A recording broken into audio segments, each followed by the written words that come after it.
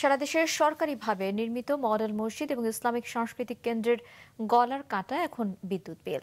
রংপুর বিভাগে বিল বকেয়া পড়েছে 2 কোটি টাকার বেশি। আর একক জেলা হিসেবে কুমিল্লায় বকেয়া 40 লাখ টাকা। নূর মোহাম্মদের রিপোর্ট। সারা দেশে নির্মিত হচ্ছে মডেল মসজিদ ও ইসলামিক সাংস্কৃতিক কেন্দ্র। সরকারি এই প্রকল্পের আওতায় নির্মিত হবে 560টি মসজিদ। কিন্তু নানা সুবিধা থাকলেও এসব মসজিদের যে পরিমাণ বিদ্যুৎ বিল আসছে তা পরিশোধ করতে পারছে না কর্তৃপক্ষ। বিশেষ করে আর্থিক সঙ্গতি ও শিল্পায়ন কম এমন এলাকায় বিদ্যুৎ বিল বকেয়া পড়ছে বেশি। এই যেমন কুমিল্লার 17টি উপজেলার মধ্যে নির্মাণ কাজ শেষ হয়েছে 11টি মসজিদের। সেখানে নামাজ আদায় সহ অন্যান্য কার্যক্রমও চালু হয়েছে, কিন্তু এরই মধ্যে এই 11 মসজিদে বিদ্যুৎ বিল বকেয়া পড়েছে 40 লাখ টাকার উপরে। টাকা আসে মাত্র 50 বা কিছু বেশি আসে, কিন্তু এটা আমাদের দানের টাকা দিয়ে আমাদের বিদ্যুৎ পরিশোধ করা সম্ভব না, কারণ আমাদের মসজিদে অনেক আনুষঙ্গিক অনেক কিছু খরচ আছে আমাদের। এসব মসজিদের ব্যবস্থাপনার তদারকি করছে ইসলামিক ফাউন্ডেশন। তারা বলছে আয়ের উৎস না থাকায় বিপাকে রয়েছে প্রকল্পের বেশিরভাগ মসজিদ। দানের টাকাটাই হলো আমাদের ইনকাম আর কি। তো এই দানের টাকা যেটা আসে সেটা একেবারেই স্বল্প, সেটা দিয়ে আসলে সংকলন হয় না আমাদের বিদ্যুৎ বিল। জেলা প্রশাসকের সাথে সমন্বয় করে আমরা তাদেরকে অনুরোধ করার কারণে তারা হয়তো লাইনটা কেটে দেয়নি। মডেল মসজিদের লোকেশনটা এমন জায়গায় কমার্শিয়ালি ভায়াবল কোনো লোকেশন না, যে কারণে এখানে দোকানের কোনো স্কোপ নাই।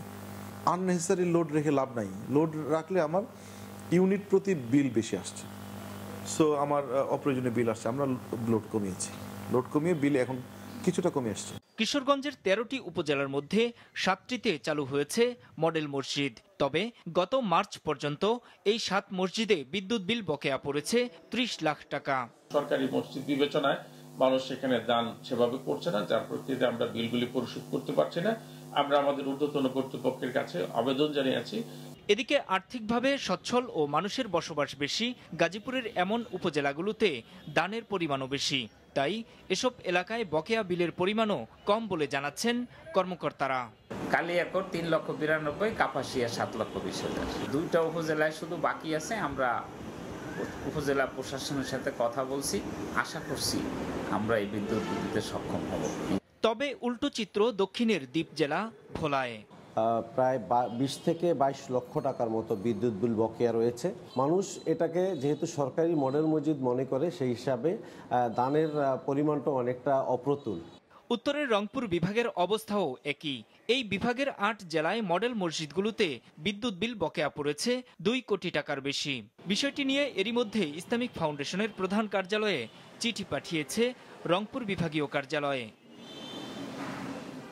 জেলা পর্যায়ে 4 তলা ও উপজেলায় 3 তলা, উপকূলীয় এলাকায় 4 তলা মডেল মসজিদ ও ইসলামিক সাংস্কৃতিক কেন্দ্র নির্মাণ করার বিশাল প্রকল্প হাতে নিয়েছিল আওয়ামী লীগ সরকার।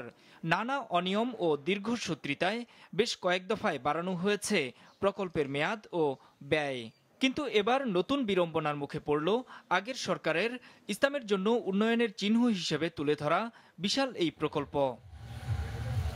অবশ্য এই প্রকল্পে বড় ধরনের অনিয়ম দুর্নীতি হয়েছে বলে মনে করছে অন্তর্বর্তী সরকার। স্বৈরাচারের যে সাপোর্টার, তারা বলতে চান যে এটা সৌদি ফান্ডেড এটা প্রজেক্ট, সৌদি এখানে একটা টাকাও দেয়নি। এ বিষয়ে তদন্ত হচ্ছে বলে জানান প্রধান উপদেষ্টার প্রেস সচিব শফিকুল আলম।